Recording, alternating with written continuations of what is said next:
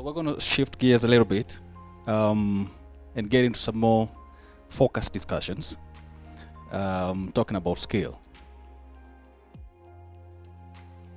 And that brings us to this exciting moment for the panel discussion. And our panelists, I'm going to start with you, Dr. Mwansa. Come right forward, because there's a lot that these innovations can tap onto what the Kenya National Agency, Innovation Agency. I don't know how many countries in Africa have the national innovation agencies, but Kenya has it, and we have innovators in the room. The second person I'm gonna invite to the panel, who's been mentioned several times, Sheena, please. And the third person I'm going to invite is Richard Ipero. Richard Ipero is representing the Micro and Small Enterprises Authority, which is another government agency, also established by an act of parliament. Please welcome. And with a sole responsibility to grow the SMEs and the SME space in Kenya. And then I'm also going to invite someone from the investor community, from Nova Star. Yeah, he's giving me the smile. Right. So he's our panel. Having listened to what was shared across the room, and having been a champion of these innovations, what are some of your initial thoughts? What did you hear? What did you see? Yeah. No, thank you so much. I hope you can all hear me. But it's been a real pleasure being here, and I've known some of these companies and watched their journey over the years. And as Julius said, we're not allowed to have favorites, and I run my own program, but I love this program. I think it's really impactful and what can be achieved. I do believe that entrepreneurs are the way to get job creation. We need to have an environment where entrepreneurs can access, capital, talent, markets, networks, good regulation, enabling environments so they can grow and create the much needed jobs. I know everybody's in the hunt for a unicorn. I'm not. I'm actually looking for amazing, scalable companies that create jobs. Now, listening to what everybody has said, I think some of the challenges are quite clear. It's all about scale. How do we scale? And I think I see this a lot. I see lots and lots of companies with lots and lots of good ideas. And just here, listening to all the solutions, they're really, really impressive. But what can we do to take them to the next level? And of course, one is money, and we have a funder here, so everybody approach the funder and try and get funding to scale. And that's one way, and it's very important. But the VC model is not the only model that's available, right? You do need capital, but there are other things, if you're not getting the capital, that you can still do. So one of them, I think, and it's a really difficult one, it's what I like to call, the C word, but the other C word, collaboration. And everybody talks about collaboration, but it's actually very difficult to collaborate, because whilst we're collaborating, we're also competing.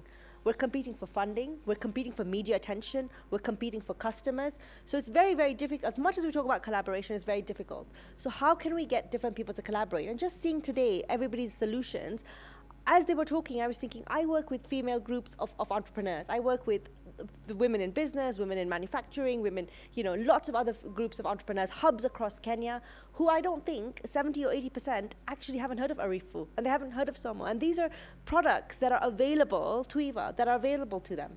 So how do we break those barriers? How do we get not only, and it's great to see the companies themselves partnering with each other, because you can compete and collaborate, but how do we open those linkages across within Kenya and then of course globally? And I think that's intentional. And what I do, and I use LinkedIn quite a lot, as you mentioned, is I literally go around connecting people, and I just say, you two meet. And they meet, and literally 2 years later, something's come out or it hasn't.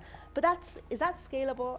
I'm not sure. I'm still gonna carry on doing that. Even after today, we're gonna carry on doing that. But I think, how do we build these linkages? Because there's lots of amazing things that are happening, but we need to break silos. I think that's one of the biggest things that I would take away.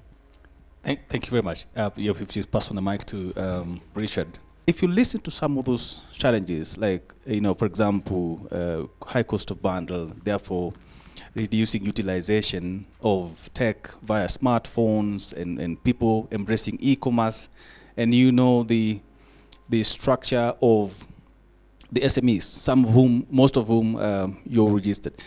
What's your first take in the role that MCI can do, from an ecosystem perspective, to try and negotiate on behalf of, of some of these SMEs in terms of attempting to unlock barriers that prevent them from taking these solutions to scale. And after that, I'll piggyback that question back to the agency to see what MCA and Kenya can do together. But what's your take on Paswa? Thank you so much. Thank you, Charles. My name is Richard from Micron Small Enterprise Authority. So listening to today's discussions, indeed, the innovations are very positive. From where we sit as an institution, it is even a challenge to us that we need to do more in terms of how do we scale up these innovations. Because as we're seated here, probably some of us, or a majority of us, are MSCs in a way, or MSMEs. And I believe for most Kenyans, either you're in a form of, either you are in agribusiness, you are in manufacturing, probably you are in service industry, you are in trade or mining. So it cuts across all those sectors. It requires a lot of synergy and collaboration in terms of really unlocking the challenge. And the cost of using digital platforms, like the issue of data, indeed, we are having that problem in terms of, for me to transact as an MSC, I need to have some data, and of course that is costly. If I put some bundles within a few minutes, probably I'm logged out because I'll not be having data to be able to transact. Probably I would have done maybe I've done incomplete transaction. That is an issue that we're facing. Two, the issue of Charles mentioned something to do with credit, whereby it is a common occurrence amongst us MSCs and a majority of Kenya in terms of multiple borrowing, where we have misused fintechs in terms of taking loans from, using from one a financial service provider, maybe Fuliza, we have those in KCB, we have those in Tala. And that complicates it all because now it brings in an aspect of moral hazard, whereby now I'm unable to maintain one line. So I'm forced to have several lines to ensure that if I'm sent money by Toby, of course I'll have to tell him, don't use this number, use another one. And that really brings in an aspect of how disciplined are we in terms of even use of these facilities. So basically, a lot of ethical changes or paradigm shift is required. And this only comes through more information that I believe that we have a role, and we all have a role in terms of disseminating the same information. Let me put this question to Niraj. And Niraj, I want you to speak to, as an investor, speak to government agencies. These barriers also impact on investors, because investors want to invest in growing businesses, in businesses that are sustainable, in sectors that are sustainable. But these sectors are riddled with barriers after barriers that hold back investment, and nobody wants to put their money into something that you can clearly see is not going to yield. Now, if you were to speak to government, what are these barriers that, at least two, that they need to get out of the way, solve, so that investment can come into the space and grow these innovations? Thank you, first of all, for giving me this platform to make myself unpopular with government. I appreciate that. Can I start with a brief introduction of who I am, and just so you know the voice that I'm speaking with. We are Novastar Ventures. We're a venture fund, one of the first in the region. And Sheena, I appreciate the fact that unicorns are not the answer to everything, but I am the designated unicorn hunter. We're looking for businesses that can become enormous commercial successes by transforming entire sectors across the entire continent, proving that you can make a lot of money and have enormous impact on the multitudes, the many, the tens of millions of people who need jobs, who need their businesses improved, etc. So that's what we're looking for. Entirely sector agnostic. We invest across East and West Africa, but that's the voice that you're hearing at the moment.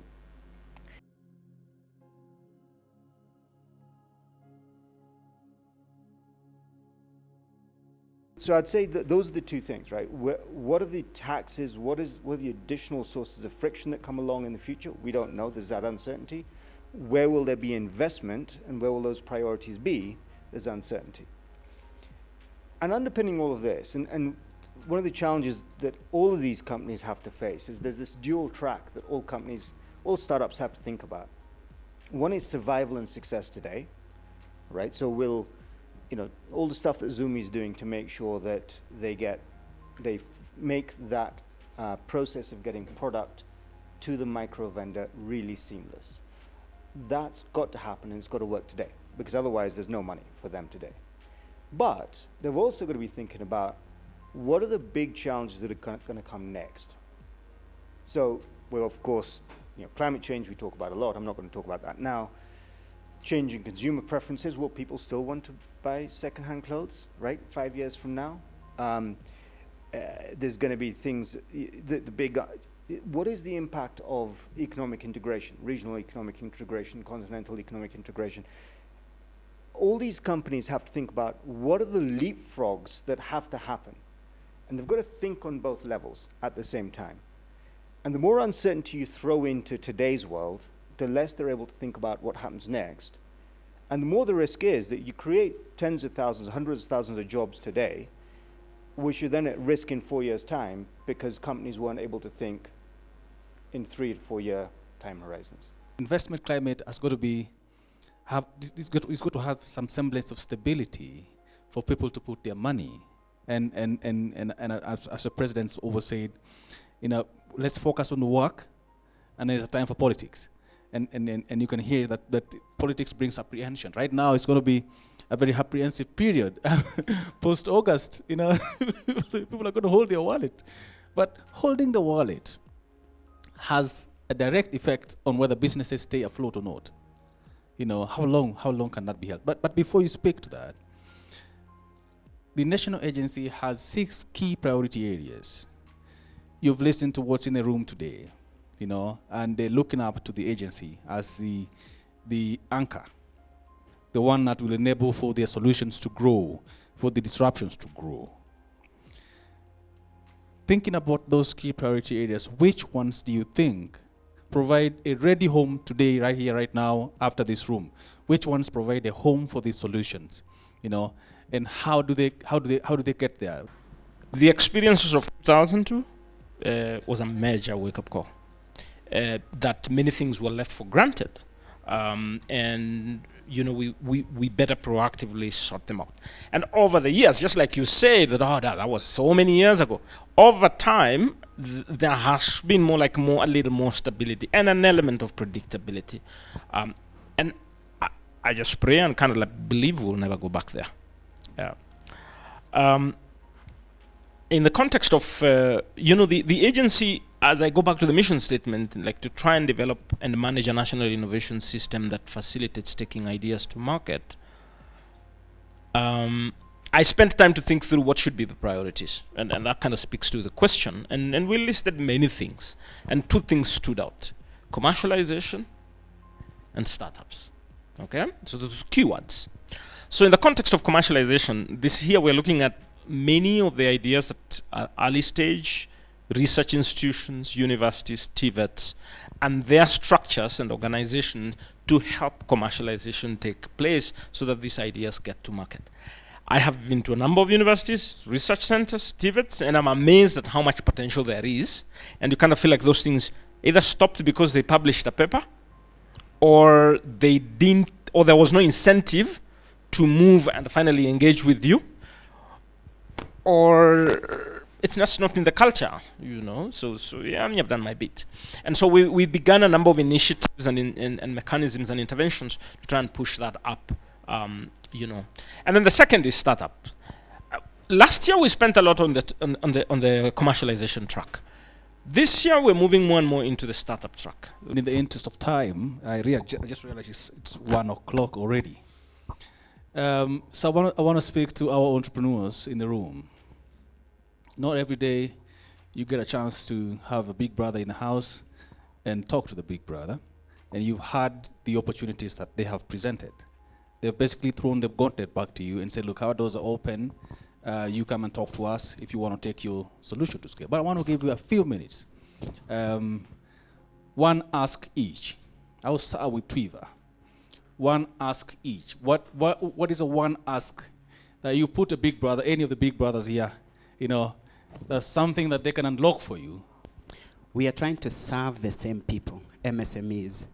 So the same thing we are doing with KEPSA, which is giving us access to the MSMEs in whatever flavor. It could be just the awareness bit. Because I think for us as Twiva, one thing we realize is that there is no the awareness for the small businesses that there are actually digital platforms like Twiva that are actually solving their challenge, and they are quite affordable, and they can help them resolve. In our case, we are trying to solve the access to market. So how can we partner? And I think for the partnership to work, there has to be access. To be quite frank, there is that friction point of access, just knocking the right door. And then mine is to articulate the areas of synergy and how we can co-create value for these people. But the access to the right bodies like MSEA is so hard to do. So again, the ask would be, how do you advance the conversation around how we can co-create value for the MSMEs, and particularly, so how can we collaborate to make sure that there is awareness of not only a platform like Twiva, because there's a spectrum of other platforms that they can take advantage of. So the ask being, how do we advance the conversation and explore areas of partnership? Thank you. Thank you very much. That was a direct ask. I will pass the mic over to Somo. So my challenge at Tengeneza is twofold, right? It is, how do I get my products to market? I have KEBS, my products are certified and all of that, but if I go to, say, QuickMart, for example, I don't have 1,000 sales in my register, but I can get there, so any help doing that would be fantastic. And also getting more entrepreneurs to use this space, because I have facilities, I have production help, I have a team on the ground, but convincing them that this space is worth it is hard. So anyone everywhere who could be of assistance, I'd really appreciate it. I'm excited to hear from Dr. Monsa, especially around the initiative to curate opportunities for us to deliver innovations for government agencies, especially without having to go through procurement hurdles, because to be honest, this is one of the things that really gets us to focus on the private sector. But I think with such an initiative, then it makes it easier, but also gives us a very sort of straightforward path to follow. Knowing at the end of it, there's something in it for us. Beyond that, I think to Charles's point, I would be happy if we could see more regulatory sandboxes. I think we've seen one from the Capital Markets Authority. I would be happy to see one from regulatory agencies, which makes it easy for us to then go out and tick all the boxes that will lead us to be licensed without breaking the bank or spending too much of our resources on this path. Thank you. We are asked to get connected to different networks and different associations that can benefit from all this amazing content, which, as we mentioned, we offer it free of cost to everyone who engages with the platform. So yes, that would be our ask. Are they able to provide an environment where they can mediate some of these discussions, maybe where we can share some of the challenges we encountered, and if they can be able to then see if the challenge is valid, and then get it to a forum where we can be able to table some of our solutions and what some of the challenges we got. Secondly, would cut across Sheena as well, would be to be able to know if we could get access to some of these forums where some of the smallholder aggregators exist, and we could be able to maybe find collateral which we can share and see if we can get synergy in some of the things we are already offering. Yes. You have spent humongous amounts of time working with these innovators, seeing potential for growth, understanding what it takes for scale. And when we have this amazing panel here, what are the two things that you'd want to put to them that would help unlocking the path for some of these innovations? Thanks, Charles. Maybe I can try and speak on behalf of a couple of the grantees, the entrepreneurs that have had to leave and have brought up some of their asks, I think, in their presentations and our discussions. Some of it I think the panel have already started to address, but maybe these are key points that could come out again. A number of the innovations are working with MSMEs, so it's really great that we have the right authorities in the room that are supporting MSMEs. And some of the themes that I think have come out that you've heard, and certainly in our discussions, have been how do we get more people to engage in technology, and use technology as an MSME.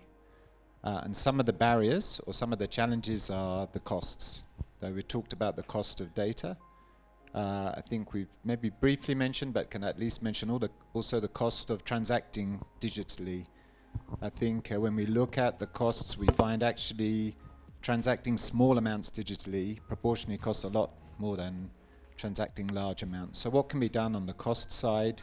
I think we've also heard from our grantees like Zumi about how they are formalizing. We also heard from Hello Tractor. We talked about the people that they're working with are unbanked, informal businesses. And what they're doing with Zumi and Hello Tractor and others is actually moving somehow towards a formal business. And they've told me also, and I think Charles has mentioned, you know, they find barriers to that. It's often hard to convince an MSME, an MSE, to become formal.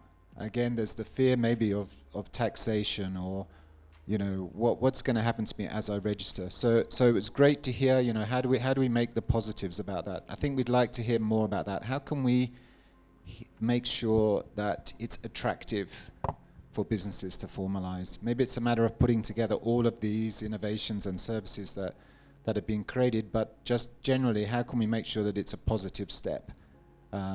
You mentioned the numbers that are formal, and it's quite a low proportion. So what more can be done to introduce them into the formal side? Because I think from there, these great innovations that have been presented today add further benefits to being formalized, whether it's access to credit, access to better prices, ways of managing your business. So yeah, I think those would be the asks that we hear commonly, and it would be great to hear how those can be addressed. Thank you very much, Mark. So as you prepare to have your final comment on that, I would like to make a very, very formal, what is the word you use when you want to recognize somebody in the room? Yes, a formal recognition. Noreen Tiga, my sincere apologies. Noreen Tiga is the head of SME at the Office of the President. So we have a big brother in the house. We've been trying every roundtable to have Noreen, and today we have Noreen. And Noreen, once the panelists here have responded, I'm going to give you the mic to speak to the strategy that you're deploying at the Office of the President to support MSMEs and SMEs, and what can we do together with the Office of the President to address some of the barriers that were also raised here by the SMEs and some of the asks that they put in place. So once they have a round, I'm going to give you the mic to speak to the room. Thank you very much. I'm glad you gave me first, because I really will have to step out for a call that had been planned around this time. Let me just kind of like go back to the question of procurement. It's not that bad, you know, as long as you can follow a procedure, you know. It's just that sometimes it also gets a little tedious, more so when you're not formalized. All right? So there is the value of being formalized, because then it can make some things a lot easier. But while you are undergoing that process, then I think I'll speak to the key points around how the agency then can support and enable you to access certain, you know, opportunities. So the agency is a bit young. Like I did say, I've been in office a little over a year, and we started off with the commercialization track. So we've built a team around, and we've set up a number of programs, and they've kind of taken off. Now we're transitioning into the startup track. And in the next round of recruitment, I expect to build a team around this track. And as we start the new financial year, which is in July, is when I hope to mount this program around, bridging. We call it a fellowship of sort, because sometimes you have to package things in a language that then they will be understood by a group of people that you need to convince, including your board, including the ministry and so forth. And I'm really looking forward to opening up this possibility because I see there's huge opportunity. The good thing with the government agencies, when I write to another government agency, I'll expect a response within a week. There's a culture there, and the goodwill to support. So that's my commitment to the startup track on how to open as many of these possibilities as possible.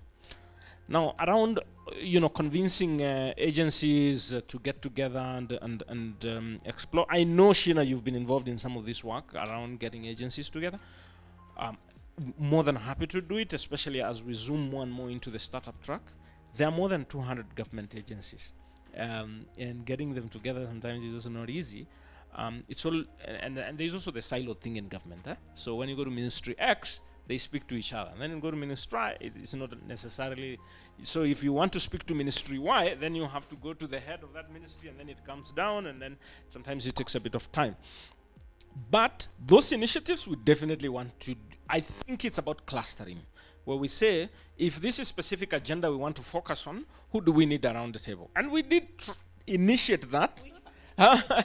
And even as part of the Kenya Innovation Week, we seriously considered it. Part of it we did, part of it we didn't do. But we're getting more organized and we are learning. Like I said, I'm also new in government, learning how the systems and the ropes work in there. I think it is something we'll be very deliberate in doing because that determines also our success. And you're welcome, I think, to also make proposals based, you're on the ground. So you're like, okay, this is a challenge we're facing. And as an agency, if you did this, brought the following people to the table, we will, make headway. Frankly, I'll sign that the following day. Engagements with the mobile operators about supporting, issues of cost and so forth, that we can do. I mean, it doesn't take me anything to write a letter to a ministry and or an MNO.